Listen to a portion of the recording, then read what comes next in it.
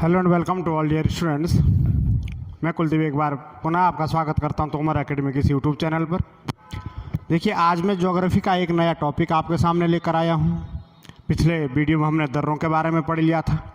Geography में जो आगे का एक बहुत ही महत्वपूर्ण जो टॉपिक हमारे पास देखने को मिलता है, भारत में अपवाह तंत्र के बारे में, ड्रेनेज सिस्टम। भारत में अपवाह तंत्र, नदियों का अपवाह तंत्र जो है उसके बारे में देखने को मिलता है। उसमें हमको नदियों को कुछ दो तरीके से पढ़ना पड़ता है।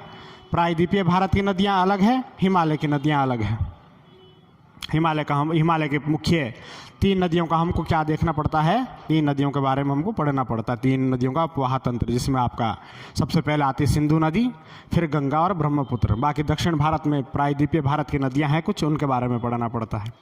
देखिए, भारत में अगर मैं जल विसर्जन की अगर मैं बात करता हूँ तो जल विसर्जन के आधार पर भी भारत में 2 तरीके से हमको देखना पड़ता है। भारत की कुछ नदियाँ ऐसी हैं जो अपना जल अरब सागर में गिराती हैं, और कुछ नदियाँ ऐसी हैं जो बंगाल की खाड़ी में गिराती हैं। तो अगर मैं मोटे मोटे तौर पर एक बात कहूँ तो लगभग 77% नदियाँ तो ऐसी है जो जल बंगाल की खाड़ी में गिराती है।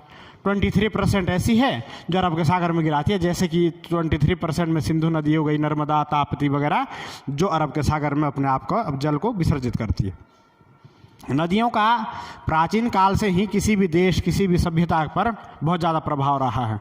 आपने देखा होगा प्राचीन काल की जितनी भी सभ्यता है, वो चाहे कोई बाहर के अंतर्राष्ट्रीय कोई सभ्यता हो, जैसे मिस्र की सभ्यता, चीन की सभ्यता, तो आपने देखा होगा कि और भारत की आपकी इंडस वैली सिविलाइजेशन, सिंधु घाटी सभ्यताओं की एक खासियत आपको दिखी होगी कि जितनी भी सभ्यता थी किसी ना किसी नदी के किनारे ही बसती थी।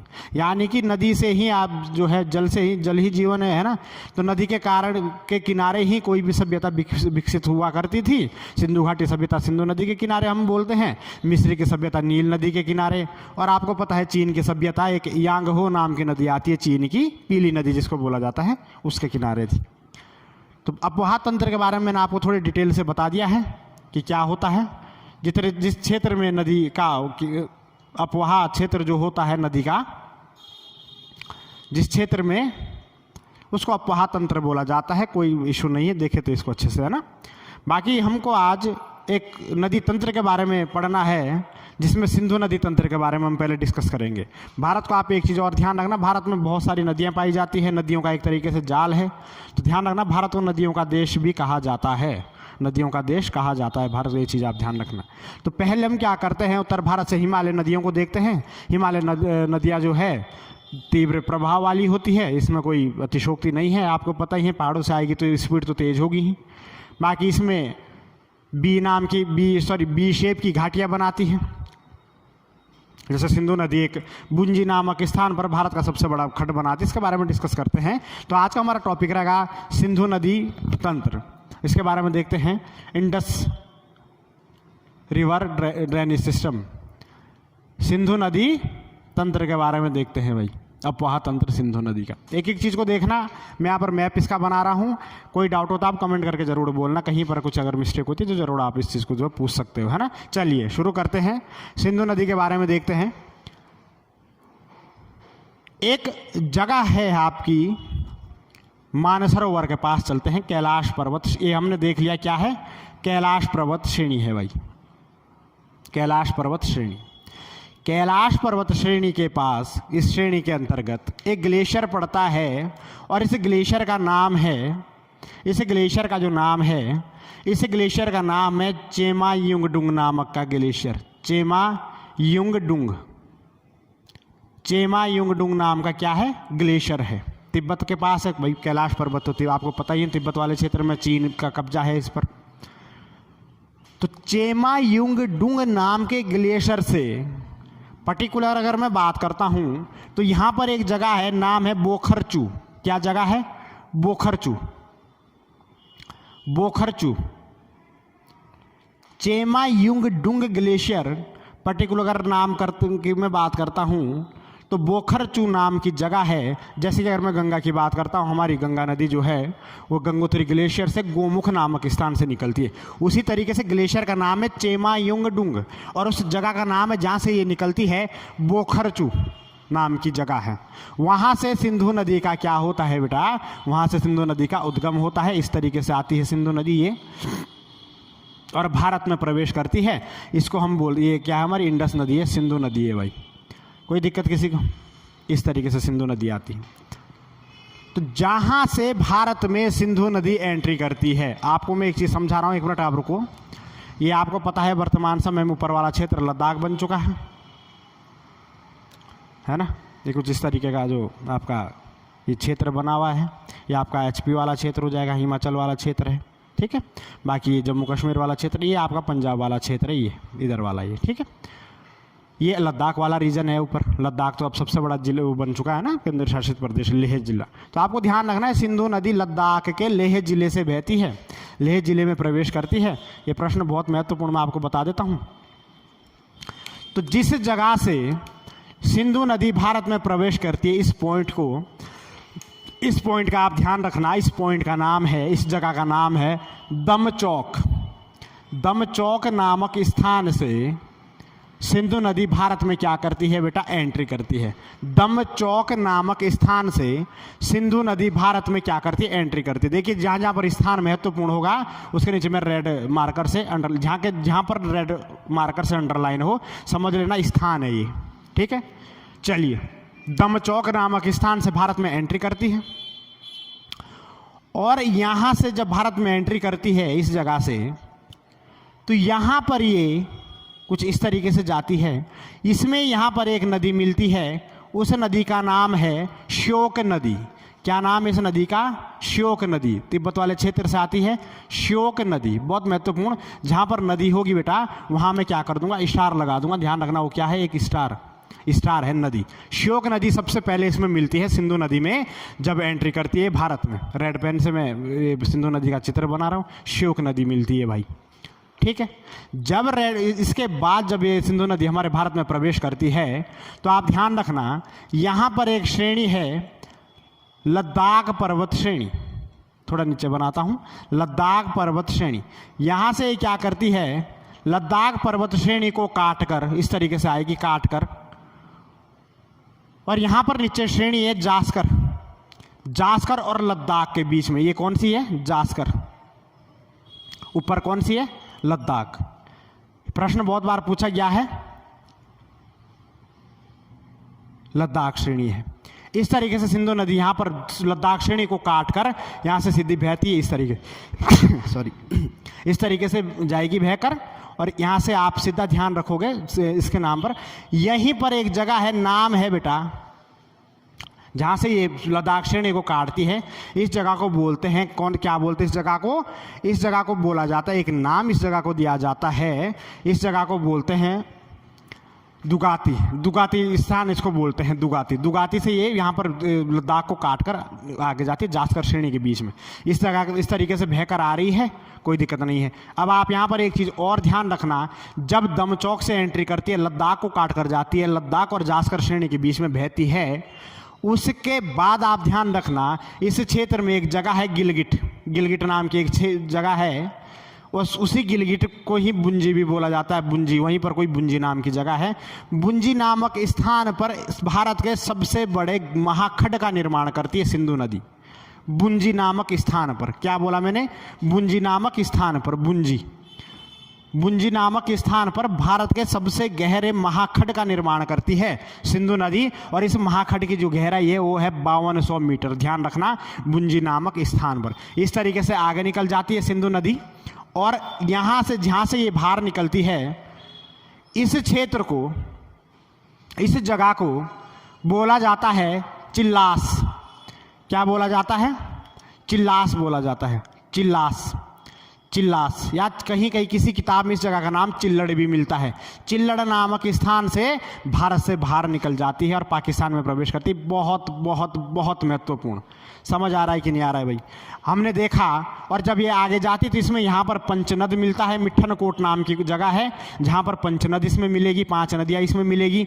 उसके बाद ये अपना जल क्या करती है, अरब सागर में गिरा देती है। कराची से पहले जाते जाते मुहाना बनता है, अरब सागर में अपना जल गिरा देती है। तो पहले तो आप कुछ फैक्ट को देखोगे, अरब सागर के अंदर जाएगी भाई।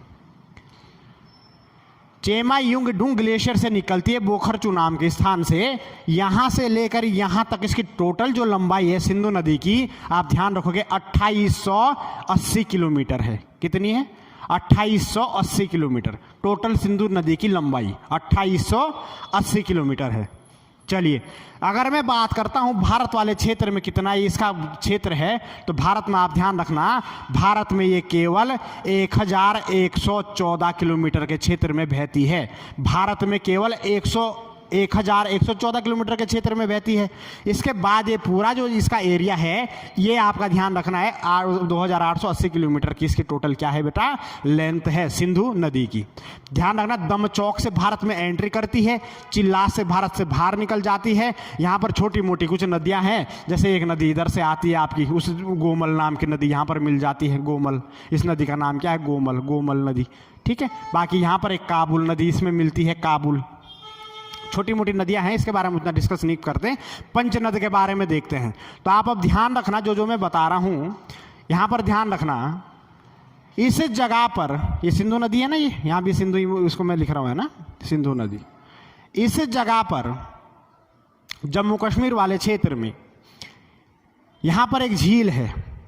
झील के बारे में देखोगे आप, पहले एक झील है, नाम है उस झील का बेरीनाग झील। यहां पर कौन सी झील है? ये बेरीनाग झील। ये बेरीनाग झील है। यहाँ ये कौन सी झील है सर? इस झील का नाम हमने दे दिया बेरीनाग, जम्मू कश्मीर, बेरीनाग झील, ठीक है।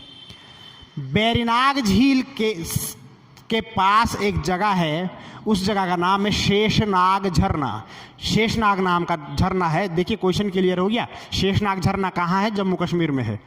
उस शेषनाग झरने से नदी निकलती है इस तरीके से, और यहाँ से घूम कर वापिस चली जाती है। यहाँ पर एक प्रसिद्ध दूसरी झील है, इस झील का नाम है बुल्लर झील। क्या नाम है? बुल्लर, बुल्लर झील है भाई। इस झील का नाम है बेरीनाग और बुल्लर। बुल्लर झील में ये पानी इकट्ठा करती है और बुल्लर झील से आगे आएगी, यही नदी है बेटा झेलम नदी। यहाँ से बुल्लर झील से अपना वो करेगी, ये पानी लेकर आएगी और भारत और पाकिस्तान का बॉर्डर बनाते हुए इस तरीके से बाहर निकल जाती है यहाँ पर। और यहाँ पर एक जगह है, इस नदी का हमने नाम क्या दे दिया? इसका नाम हमने दे दिया झेलम नदी। कौन सी नदी है बेटा? झेलम नदी। कोई दिक्कत किसी को? कहाँ से निकली? बेरीनाग से निकली, बुल्लर झील में गई और बुल्लर झील से भारत और पाकिस्तान का बॉर्डर बनाते हुए आ गई भाई। कहाँ पर निकल गई? वहाँ से बाहर। और आप एक चीज़ यहाँ पर और महत्वपूर्ण ध्यान रखोगे, झेलम नदी का जो प्राचीन नाम जो मिलता है वो मिलता है बितस्ता। झेलम नदी का प्राचीन नाम है बितस्ता। और यहाँ पर एक प्रसिद्ध जगह है पाकिस्तान में, झुंग, झुंग नाम की यहाँ पर एक जगह है। कौन सी जगह है? झुंग। पाकिस्तान का झुंग नाम की जगह है। आप इसको थोड़ा समझोगा भी, कोई दिक्कत नहीं, टेंशन ना लो। अभी आगे देखते हैं। झेलम नदी को हमने देख लिया। उसके बाद देखते हैं, इस जगह से, हिमाचल के इस जगह से, रोहतांग दर्रे के पास से एक नदी निकलती है। और ये जो नदी है, इस नदी का नाम है, ध्यान रखोगे आप, एक यहाँ पर छोटी सी धारा है, एक यहाँ पर छोटी सी धारा है, दो धारा यहाँ से निकलती है। इस धारा का नाम है, यहाँ से निकल, इसका नाम है चंद्र। एक का नाम है चंद्र और दूसरे का नाम है भागा। समझना इसको अच्छे से आप, क्या नाम है? चंद्र और भागा। अब ये चंद्र और भागा जब हिमाचल से निकली, ये यहाँ से इस तरीके से, तो ये आपस में मिल जाती है एक जगह पर, हिमाचल के चंबा घाटी के आसपास कहीं मिलती है आपस में। और उस जगह का नाम जो मिलता है, उस जगह का नाम है तंडी। तंडी नाम की जगह है, चंद्र और भागा आपस में मिलती है। और जहाँ पर ये दोनों आपस में मिलती है तंडी नाम के जगह पर, उस जगह से ये नदी कहलाती है चिनाव। चिनाव नाम से कहलाती है।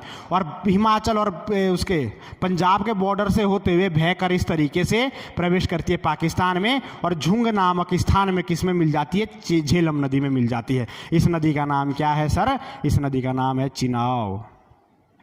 चिनाव का उद्गम कहाँ होता है? हिमाचल के चंद्र और भागा नाम की दो नदियों से मिलकर बनती है चिनाव नदी। बहुत महत्वपूर्ण है।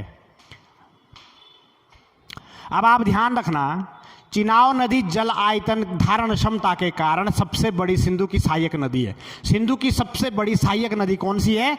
ये हो जाएगी चिनाव। अब इसके आगे देखिए, जहां पर दो नदियां इकट्ठी मिलती है तो वहां पर ये देखा जाता है कि किसका जल अधिक है, किसकी गहराई अधिक है। तो यहां पर अब ये डिस्कस करना अनिवार्य है कि इसको आगे जो बढ़ेगी झेलम नाम से बढ़ेगी कि चिनाव नाम से बढ़ेगी। तो आप ध्यान रखना, चिनाव जो जल है, चिनाव का जो जल है वो ज़्यादा है, चिनाव की गहराई ज़्यादा है, तो यहाँ से ये नदी चिनाव के नाम से ही आगे बढ़ती है।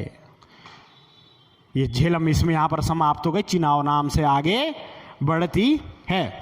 चलिए दूसरा आप ध्यान रखोगे, इस तरीके से यहाँ से निकली हूँ। अब दूसरा ध्यान रखोगे, चंद्र और भागा हो गया, यहाँ पर ये ध्यान रखना, ये चंद्र है और ये कौन सा है? भागा। चंद्र और भागा, ठीक है, चंद्र और भागा दो।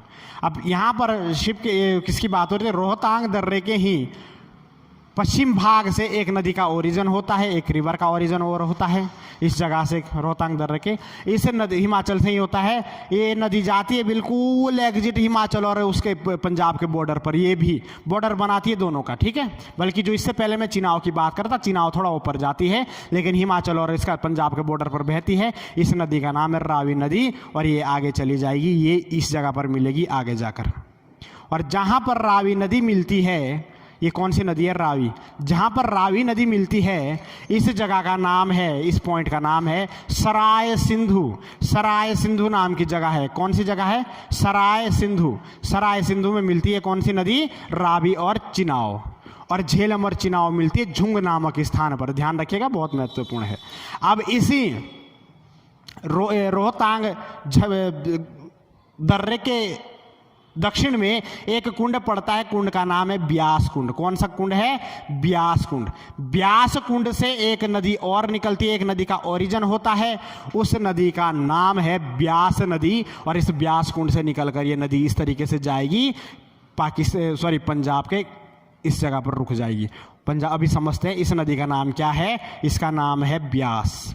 क्या नाम है? ब्यास नदी। भाई कोई दिक्कत किसी को?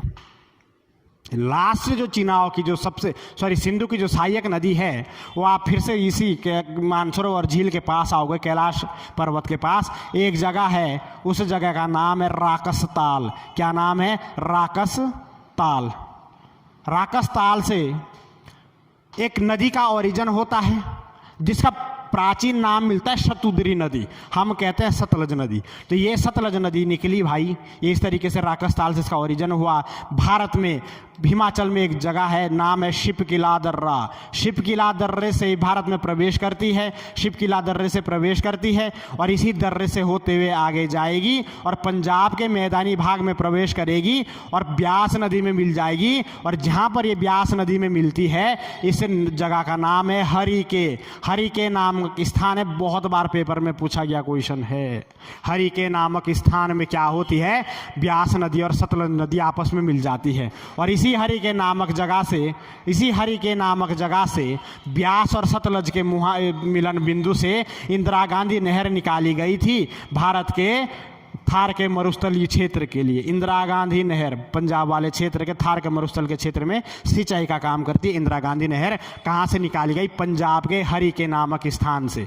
यहाँ से ये ब्यास नदी यहाँ पर खत्म हुई, सतलज का पानी ज़्यादा था तो सतलज नदी आएगी और मिल जाएगी भाई इसमें चिनाव में। यहाँ पर इस जगह को बोलते हैं पंचनद। पंचनद मिलन स्थान, पंचनद।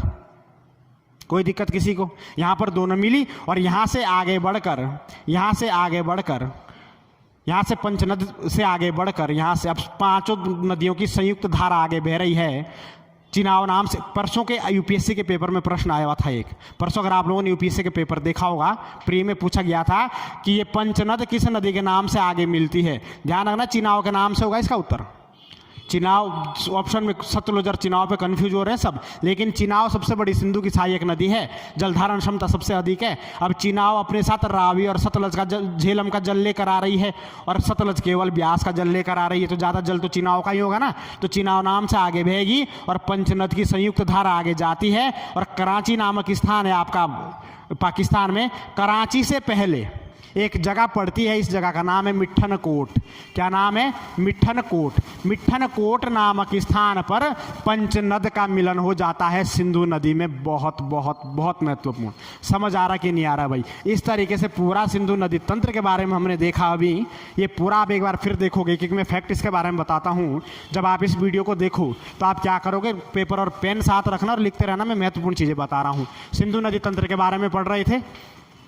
सिंधु नदी चेमा युंग डुंग नामक ग्लेशियर से निकलती है और वहाँ पर एक पर्टिकुलर स्थान है बोखरचू। बोखरचू नामक स्थान से निकलती है। ध्यान रखना, सिंधु नदी को तिब्बत में क्या बोला जाता है? सिंधु नदी को तिब्बत में किस नाम से जाना जाता है? सिंगी खबान के नाम से जाना जाता है। किस नाम से जाना जाता है? सिंगी खबान के नाम से जाना जाता है।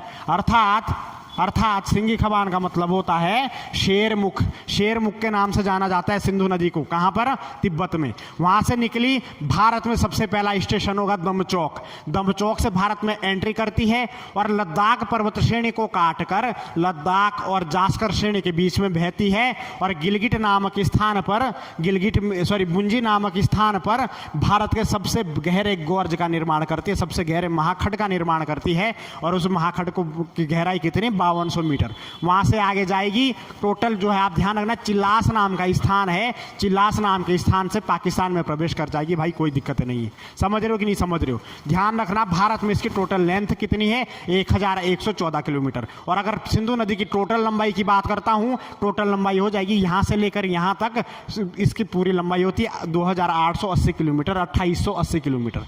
समझ आ रहा है कि नहीं आ रहा है? नेक्स्ट उसका आगे देखते हैं। उसके बाद पंचनद इसकी सहायक नदियां हैं। बहुत सारी चीज़ें ध्यान रखना। झेलम नदी के बारे में आप एक चीज़ ध्यान रखना। झेलम नदी का उद्गम बैरीनाग झील से होता है। बैरीनाग झील के पास शेषनाग झरना है, वहाँ से होता है और ये बुल्लर झील में मिलती है। बुल्लर झील से भारत पाकिस्तान के बॉर्डर पर बहती है और आगे निकल जाती है। झुंग नामक स्थान पर चिनाव नदी में मिल जाती है। झेलम का प्राचीन नाम हमको मिलता है बितस्ता। झेलम का प्राचीन नाम क्या था? बितस्ता मिलता है। ध्यान रखिएगा, झेलम का प्राचीन नाम क्या था? बितस्ता। आगे हमने देखा, इसके बारे में बताना मैं भूल गया, श्योक नदी के बारे में। भारत में सबसे पहले श्योक नदी इसमें मिलती है। श्योक नदी को मृत्यु की नदी बोला जाता है काराकोरम वाले क्षेत्र में। श्योक नदी को मृत्यु की नदी बोला जाता है काराकोरम वाले क्षेत्र में। उसके बाद हमने झेलम नदी के बारे में देख लिया। चिनाव नदी का उद्गम कहाँ से होता है? हिमाचल के चंद्र व भागा नाम के दो संयुक्त नदियां हैं, उनके मिलन से चिनाव नदी का उद्गम होता है। चिनाव नदी का प्राचीन नाम आपको देखने को मिलेगा, इसका प्राचीन नाम था अस्किनी। चिनाव का प्राचीन नाम था अस्किनी। अस्किनी इसका प्राचीन नाम है और ये मिलती है झुंग नामक स्थान में, इसमें झेलम नदी मिल जाती है। उसके बाद हमने रावी के बारे में देखा। रोहतांग दर्रे के पश्चिमी भाग से निकलती है इस पहाड़ी से और ये आगे जाकर आपकी क्या होती है? रावी नदी का प्राचीन नाम था पुरुषिणी। रावी नदी का प्राचीन नाम था पुरुषिणी या इरावती। इरावती या पुरुषिणी, ध्यान रखिएगा। रावी का प्राचीन नाम था पुरुषिणी या इरावती। इस तरीके से आई रावी नदी और सराय सिंधु नामक स्थान में मिल जाती है। किसमें? आपकी सिंधु नदी में मिल जाती है, सराय सिंधु नामक स्थान में। ब्यास नदी का उद्गम हमने देखा। ब्यास नदी का उद्गम हिमाचल के ब्यास कुंड से होता है और ध्यान रखना, पंजाब के हरिके नामक स्थान पर सतलज में मिल जाती है। बहुत महत्वपूर्ण डबल स्टार क्वेश्चन। ब्यास एकमात्र ऐसी नदी है, पांच नदियों में से जो पाकिस्तान में प्रवेश नहीं करती है। ब्यास एकमात्र नदी है जो पाकिस्तान में प्रवेश नहीं करती है। ये हो जाती है हरिके नामक स्थान पर खत्म, किसमें मिल जाती है? सतलज में, पंजाब में। और हरिके नामक स्थान से इंदिरा गांधी नहर को निकाला गया है। सतलज नदी राकसताल से निकलती है। ब्यास का प्राचीन नाम था बिपाशा। सतलज नदी राकसताल से निकलती है और आपका इस तरीके से इसमें ब्यास नदी मिलती है हरिके में और आगे बढ़कर ये क्या होता है? पंचनद नामक स्थान में किसमें मिलती है? इसमें मिलती है चिनाव में। और उसका आगे बहेगी ये तो ये मिठनकोट में किसमें मिल जाएगी? सिंधु नदी में मिल जाएगी। ध्यान रखना, सतलज का प्राचीन नाम क्या था? सतलज का प्राचीन नाम था आपका शतुद्री। इसको मैं एक बार बता देता हूँ पूरा, एक बार मेन फैक्ट में बोर्ड पे ही लिख देता हूँ। चलिए क्या नाम था? शतुद्री। सबसे पहले मैंने श्योक नदी के बारे में आपको बताया। श्योक नदी जो सिंधु में मिलती है, इसको मृत्यु की नदी कहा जाता है। मृत्यु की नदी, ध्यान रखिएगा, मृत्यु की नदी किसे बोला जाता है? श्योक नदी को बोला जाता है, डेथ रिवर बोला जाता है काराकोरम वाले क्षेत्र में। दूसरी मैंने झेलम के बारे में देखा। झेलम नदी का प्राचीन नाम, ध्यान रखना आप, इसका प्राचीन नाम क्या था? बितस्ता। झेलम का प्राचीन नाम था बेटा बितस्ता। और झेलम का उद्गम कहाँ से होता है? झेलम का उद्गम मैं आपको बता चुका हूँ, वेरीनाग झील से होता है भाई, ठीक है। दूसरा हमने देखा चिनाव का उद्गम मैं आपको बता चुका हूँ। चिनाव चंद्रभागा दो नदी से मिलता है। चिनाव का प्राचीन नाम था अस्कनी। चंद्रभागा नाम की दो नदियों से मिलकर बनती है हिमाचल के। दूसरा आप ध्यान रखोगे, चिनाव के बाद एक महत्वपूर्ण नदी और आती है, उस नदी का नाम है रावी। रावी का उद्गम हमने देख लिया था, कहाँ होता है? रोहतांग दर्रे के दक्षिणी भाग से। ध्यान रखिएगा, रावी का जो प्राचीन नाम आपको जो देखने को मिलता है, रावी को ध्यान रखना, इसको पुरुषिणी नाम से जाना जाता है। पुरुषिणी या इरावती नाम से इसको जाना जाता है रावी को, ठीक है। बाकी रावी के बाद जो नेक्स्ट जो नदी थी ब्यास नदी एकमात्र ऐसी नदी है पंचनद की जो पाकिस्तान में प्रवेश नहीं करती। प्राचीन नाम था बिपाशा। क्या नाम था? बिपाशा। फिर आती है सतलज नदी कहाँ से निकलती है? आपके सतलज नदी राकस्ताल से निकलती है। एक चीज़ बहुत महत्वपूर्ण यहाँ पर ध्यान रखना, इसका प्राचीन नाम क्या था? शतुद्री। क्या नाम था? शतुद्री। ब्यास का प्राचीन नाम था शतुद्री। इस चीज़ आप सब ध्यान रखना। एक बहुत महत्वपूर्ण क्वेश्चन एक बार बना था, निम्नलिखित में से कौन सी नदी पंचनद का हिस्सा नहीं है? तो ध्यान रखना, पंचनद में कौन सी आती है? श्योक नहीं आती। झेलम, चिनाव, रावी, ब्यास और सतलज पंचनद। और पंचनद के वाले क्षेत्र को ही पंजाब बोला जाता है, जिस क्षेत्र में बहती है। सिंधु नदी भी पंचनद का हिस्सा नहीं है, बल्कि पंचनद सिंधु नदी की सहायक नदियाँ हैं। पंचनद में नहीं आती सिंधु नदी, ध्यान रखना। चलिए बेटा, ये आपका ये था। थोड़े इसके बारे में अगर आगे आप चाहते हो गंगा नदी तंत्र के बारे में अगर पढ़ना, तो आप कमेंट करके ज़रूर बताना। वीडियो कैसी लगी ये भी बताना और अपनी प्रतिक्रिया ज़रूर दें। बाकी तोमर एकेडमी में अगर आप न्यू बैच ज्वाइन करना चाहते हैं तो आप ज़रूर आइए, इसको मैं देख लेना आप, है ना। बाकी प्रतिक्रिया ज़रूर दें, कमेंट दें, लाइक करें, शेयर ज़रूर कर दें, चैनल को सब्सक्राइब कर दें और बताएं कि वीडियो कैसी थी, कुछ गलती है कहीं, मतलब कुछ समझ नहीं आ रहा है तो आप जो है ज़रूर कमेंट कर सकते हो। चलिए, जय हिंद, जय भारत।